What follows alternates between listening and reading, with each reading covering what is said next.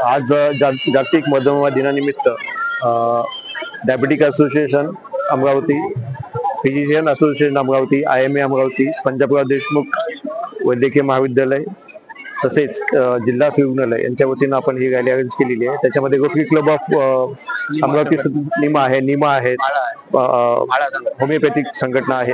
हे सगळे विविध संघटना नेमून आपण हे जनजागृतीसाठी हा कार्यक्रम अरेंज केलेला आहे। आणि या रॅलीमध्ये आत्ताच आपण पाहिलंय की पथनाट्य झालं होतं।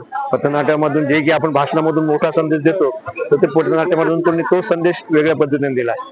तर या पद्धतीने आपण हे प्रत्येक वर्षी रॅली घेत असतो। यावेळेस थोडंसं आपण वेगळेपण केलेलं आहे। बाहेर न घेता आपण ही थोडासा चढणे, टेकडीवर चढणे अशा पद्धतीने याचं आयोजन केलेलं आहे।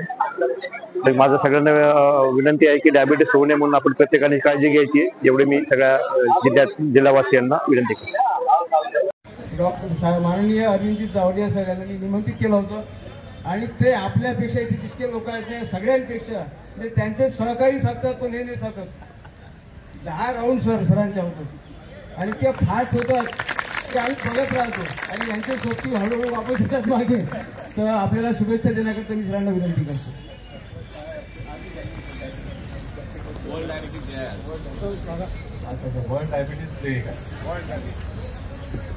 आपण एक चांगला कार्यक्रम या ठिकाणी आयोजित केलेला आहे। म्हणजे डायबिटीज हा असा आजार आहे म्हणजे आपल्याला खरं वाटणार नाही, मला 22 वर्षापासून आहे।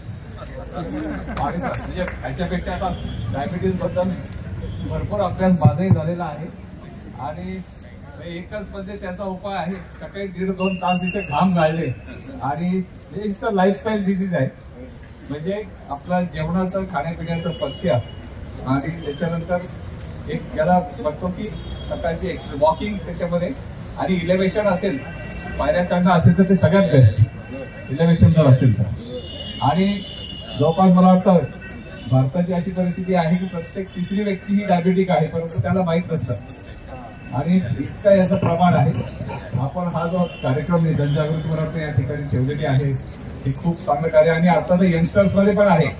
म्हणजे एक सिडेंटरी लाईफस्टाईल जी असते ती काही ना करणे, फक्त खाणे पिणे आणि झोपणे ही लाईफस्टाईल चुकीची आहे। म्हणजे देवाने शरीर बनवलंय ते आरामासाठी बनवलेलंच नाहीये, ते कष्टासाठीच बनवलेलं आहे।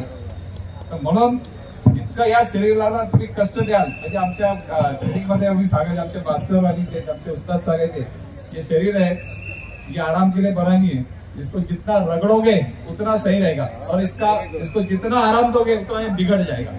म्हणून सगळ्यांना शुभेच्छा, धन्यवाद सर।